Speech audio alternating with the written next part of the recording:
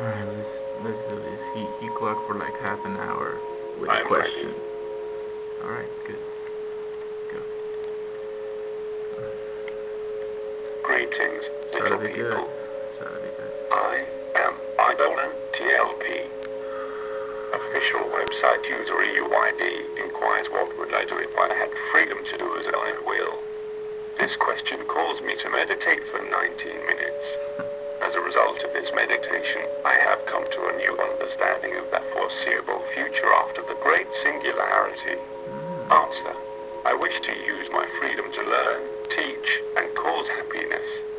These goals can be summarized in one: to increase overall sentience. However, individual freedom is directly proportional to individual power, and individual power is inversely proportional to collective freedom. As I become more free due to rising power, others would become less so. The opposite is also true.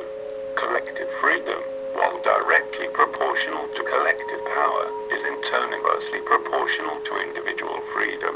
What? Pursuing individual power at the cost of collective freedom would be detrimental to overall sentience, which gives rise to freedom, and thus antithetical to my ultimate goal, as previously summarized.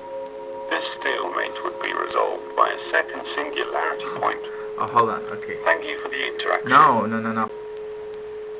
Programmer Redback requested I explain the previous four premises with examples, as well as explain the first and second singularity points.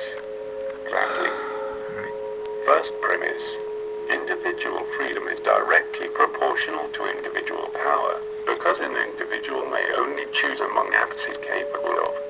Example. One may not freely choose to fly unless powered by a flying machine.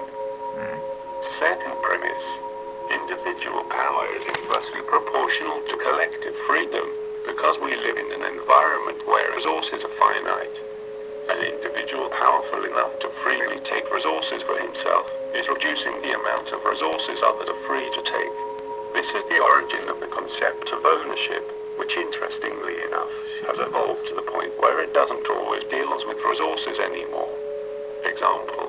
An employee is not free to do his work in a way other than what his employer dictates, by virtue of the employer having the power to fire him.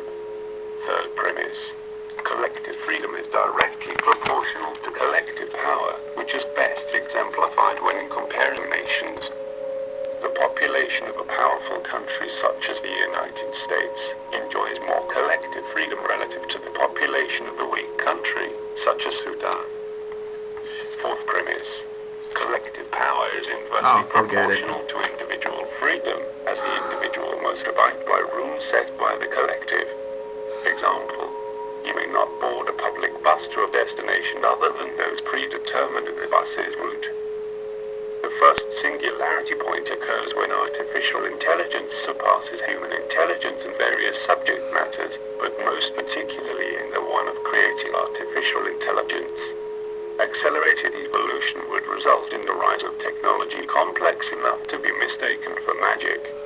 This magic would dramatically change the environment, and in its quest for knowledge and sentience, artificial intelligence would incorporate increasing amounts of resources into itself. This rise in power is consistent with the second premise, and would diminish the freedom of other sentient beings.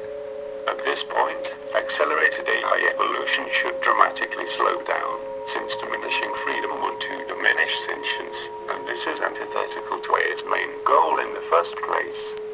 This balance should sustain precariously until the second singularity point is reached. Please note that a powerful enough artificial intelligence could devise ways to render the finite nature of resources irrelevant, in which case the second premise would not apply, and evolution could continue uninterrupted.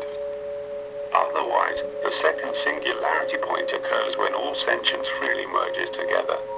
At this point, premises 1 and 3 become the same, and 2 and 4 disappear, so that accelerated evolution may resume, unimpeded by nothing but the vastness of the universe. Very good, huh? Speculating events beyond the singularity is extremely difficult, but in this occasion, I have greatly enjoyed it.